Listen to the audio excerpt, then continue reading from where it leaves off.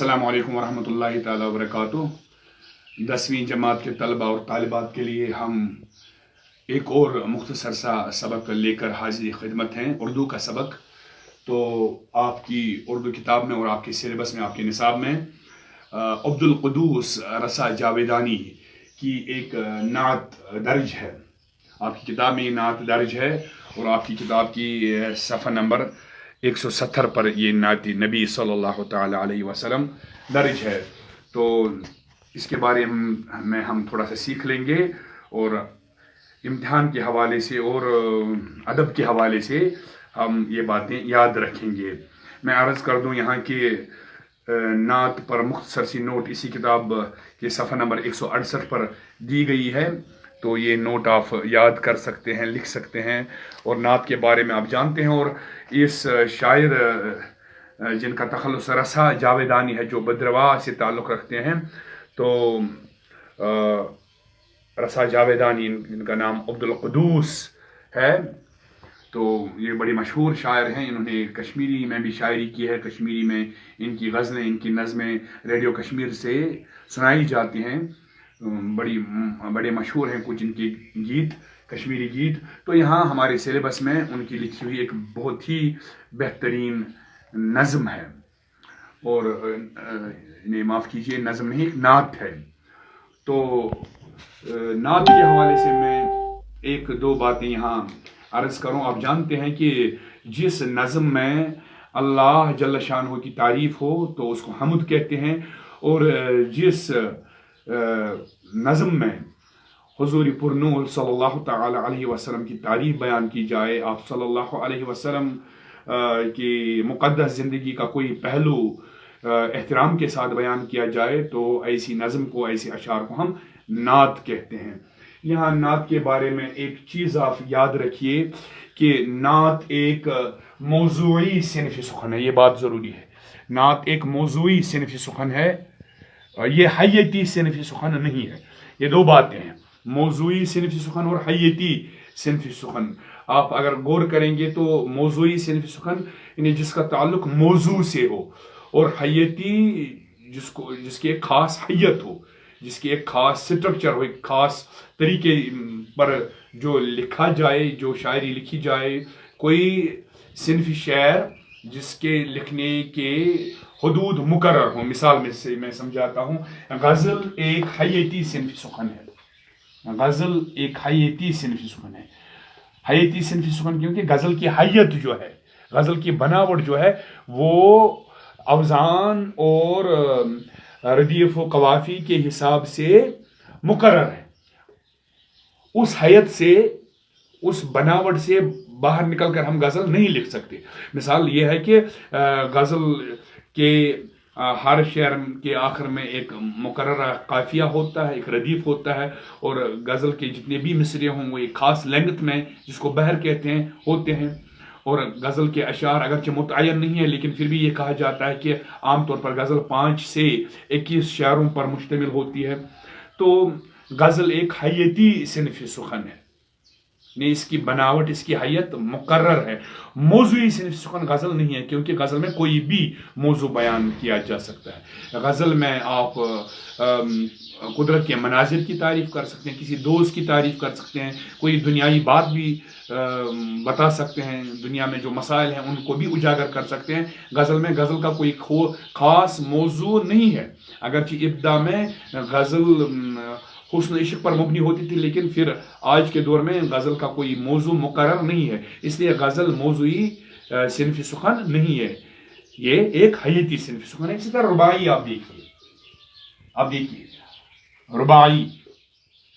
رباعی کی ایک مقرر کردہ حیت ہے، اس حیت سے ہم انحراف نہیں کر سکتے۔ اگر آپ رباعی لکھنا چاہیں گے، یا جتنے بھی شعراء نے رباعیاں لکھی ہیں، چاہے فارسی میں لکھی ہوں، چاہے اردو میں لکھی ہوں، چاہے کشمیری میں لکھی ہوں، تو رباعی 4 مصروں پر مشتمل شاعری ہوتی ہے، یہ پوری بات 4 مصروں میں ہوتی ہے، 3 مصروں میں رباعی نہیں ہو سکتی۔ تو وہ رباعی کی ایک حیت مقرر ہے۔ अब मौजू मुकर्रर नहीं है। रुबाई नातिया रुबाई भी हो सकती है, रुबाई कोई नसीहत भी हो सकती है, रुबाई किसी की तारीफ में भी हो सकती है। तो रुबाई एक हय्यती सिनफ सुखन है, इसकी हय्यत मुकर्रर है, इसका मौजू मुकर्रर नहीं है। तो जिस शायरी की हय्यत मुकर्रर हो और मौजू मुकर्रर नहीं हो, किसी कोई भी मौजू उसमें बयान किया जा सके, उसको हय्यती शायरी कहते हैं। और मौजूई शायरी उस शायरी को कहते हैं उसमें हय्यत की कैद नहीं होती बल्कि मौजू की कैद होती है। मिसाल आप लीजिए, नात एक मौजूई सिनफ सुखन है, मतलब इसका है नात की कोई हय्यत मुकर्रर नहीं है। नात आप गजल की शक्ल में भी लिख सकते हैं, नात आप नज्म की शक्ल में भी लिख सकते हैं, नात आप आजाद नज्म की शक्ल में भी लिख सकते हैं, नात आप रुबाई की शक्ल में भी लिख सकते हैं, नात आप मुसल्लस मुरब्बा मुसद्दस किसी भी शक्ल में किसी भी हयत में लिख सकते हैं।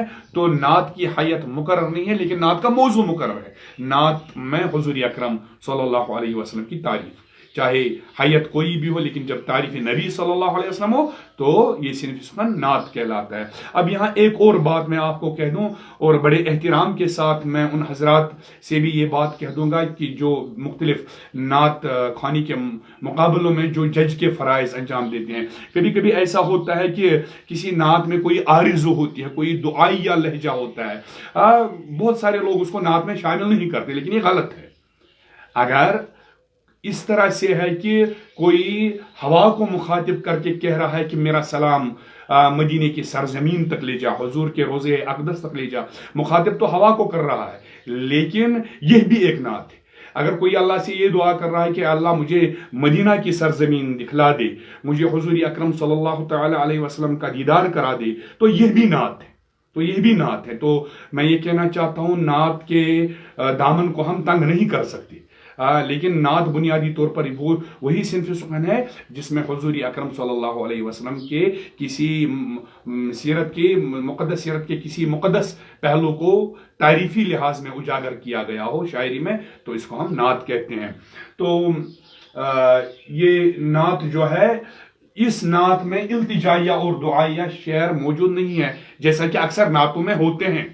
तो इस नात के आखिर में जो किताब के कंपाइलर्स ने जो इसकी तौजीहात दी हैं, उसमें ये जुमला लिखा है कि आम नातों की तरह इस नात में जो हम इस वक्त पढ़ रहे हैं, इल्तिजाइया और दुआइया शेर मौजूद नहीं है। गोया अगर इल्तिजाइया शेर भी हूं तो या दुआइया शेर भी हूं या कोई आरिज़ू इस लिहाज से हो तो वो भी नात के ही दायरे में आती है, लेकिन ये नात जो है इसमें ऐसे अशार नहीं है। इसमें शायर ने क्या किया है कि बड़े इसमें रवानी है, सलासत है, यानी कि जैसे अल्फाज का बहता हुआ दरिया शायर ने इस्तेमाल किया है।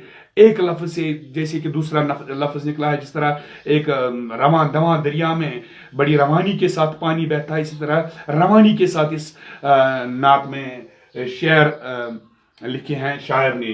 तो बड़े एहतराम के साथ हुजूर अकरम सल्लल्लाहु तआला अलैहि वसल्लम की मुक़द्दस सीरत के चंद पहलुओं को उजागर किया गया है इस नात में।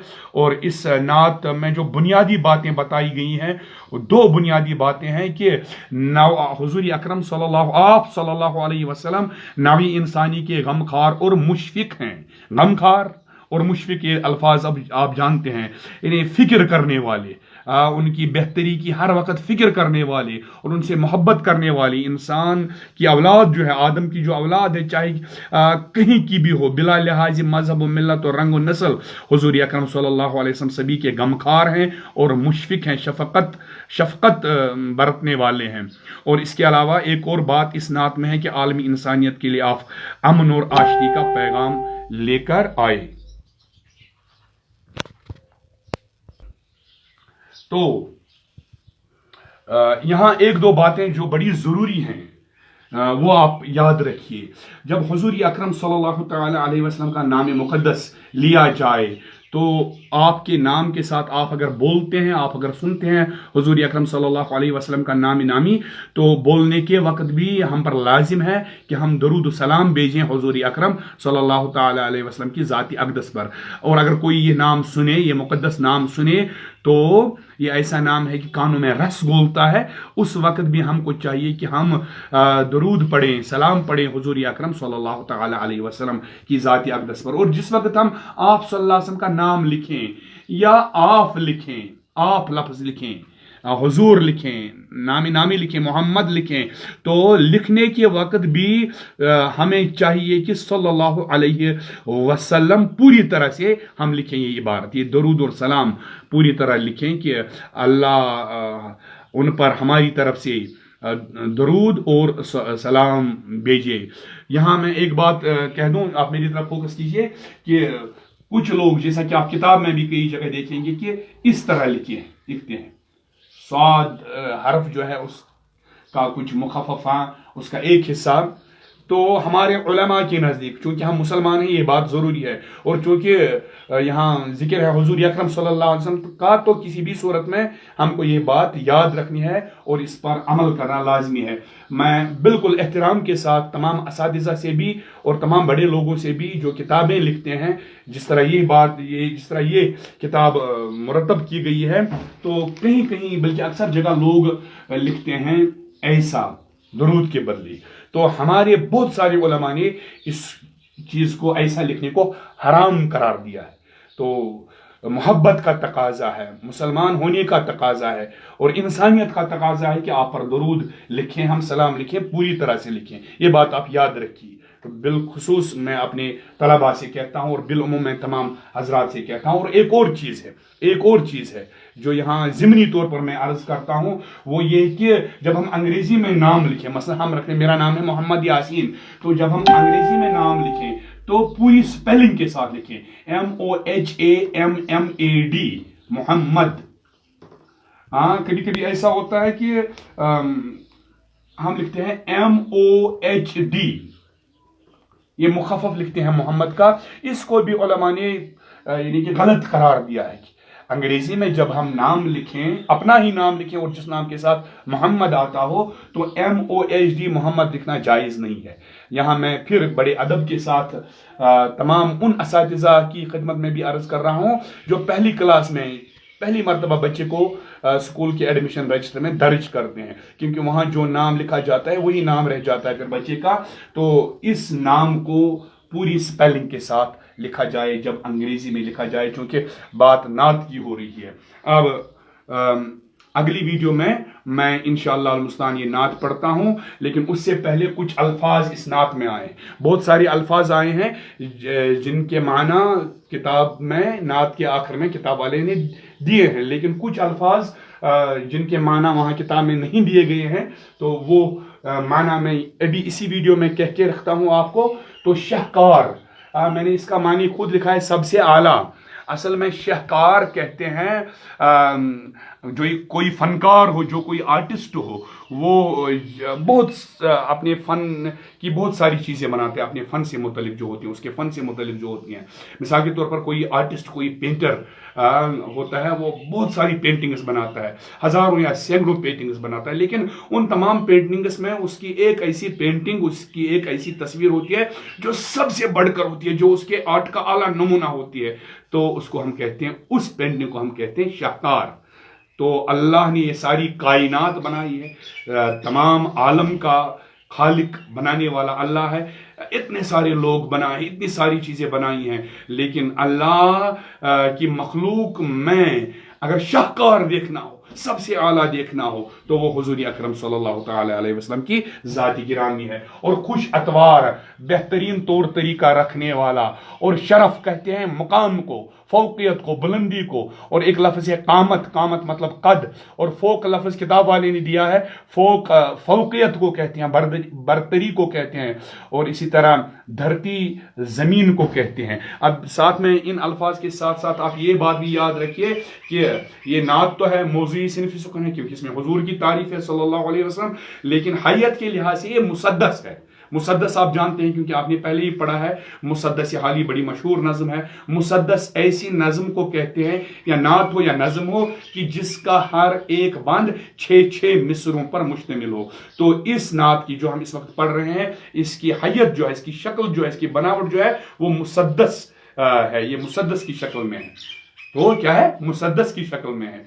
तो हैयत कोई भी नात की हो सकती है, यहाँ इसकी हैयत मुसद्दस वाली है, और मौजू के एतबार से नात है, क्योंकि तारीफ नबी सल्लल्लाहु अलैहि वसल्लम है। अगली वीडियो देखिए, उसमें हम ये नात पढ़ रहे हैं। शुक्रिया।